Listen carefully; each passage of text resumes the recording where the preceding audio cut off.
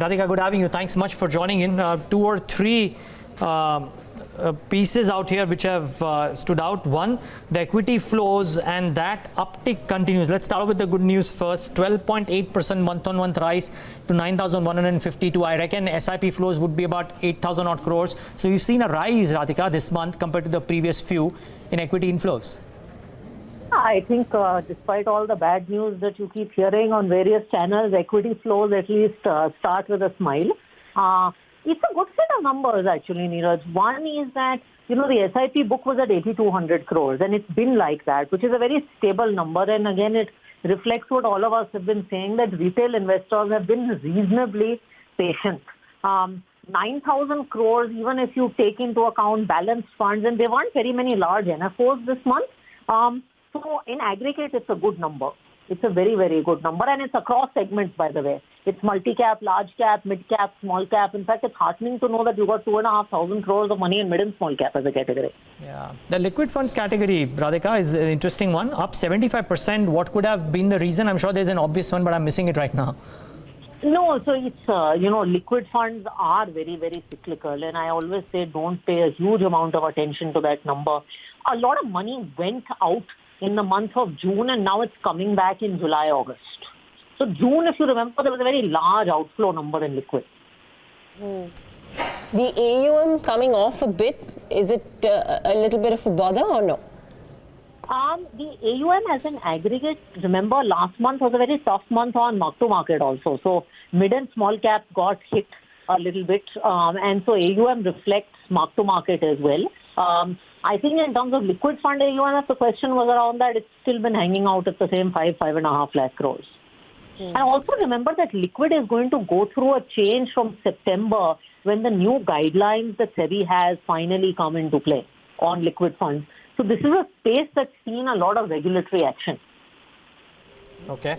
Radhika, so net, it seems that you seem pretty happy, and I think there is reason to be on the equity side. There are no big disruptions on the other categories as well.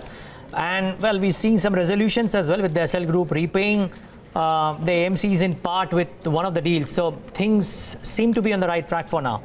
In fact, the more heartening news is that if you look at the debt number, X of liquid funds, you got 10,000 crores net into the debt category. And given all that's happened in the last 10, 12 months, that's very heartening. So categories like corporate bond, banking, PSU, you are seeing non-liquid money flow into debt. And I think to me that positive number is heartening in light of everything that's happening. Okay, Radhika, we'll leave it at that. Thanks so much for taking the time out and speaking to us. Thanks, Des. Well, just one quick follow-up with Sunil Subramaniam as well, MD and CEO at Sundaram AMC. You heard him on the mutual fund show last week. Mr. Subramaniam, thanks for joining in. Quick thoughts out here. Equity flows are fine. Radhika was speaking about that, and that seems to be going out fine. Anything else that has stood out for you in this month's data? I think what stood out is the redemptions much more, in terms of the fund sizes. And second is, I think, the balance fund category, which the first month was showing negative. Last month, somebody showed positive, probably or some kind of a massive mobilization by a fund.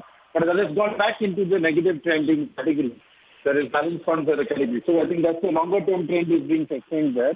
And another thing was that arbitrage continues to have a significant share in terms of the flows. Out of the total 9,000 crores of net increase, 3,700 is from the arbitrage category. So clearly the volatility in the market is driving a lot of institutional equity money into arbitrage. So I think that's and I would suspect that there's some of the liquid money also moving into arbitrage, because the new rules around liquid funds means that a lot of institutions are probably looking at arbitrage as an equity taxation, but a more liquid kind of a returns category, especially in a volatile equity market. Okay, Mr. Subramaniam, just very close to market close, so unfortunately we'll have to wrap it up here. But thank you so much for taking the time on and speaking to us. Yeah, thank you.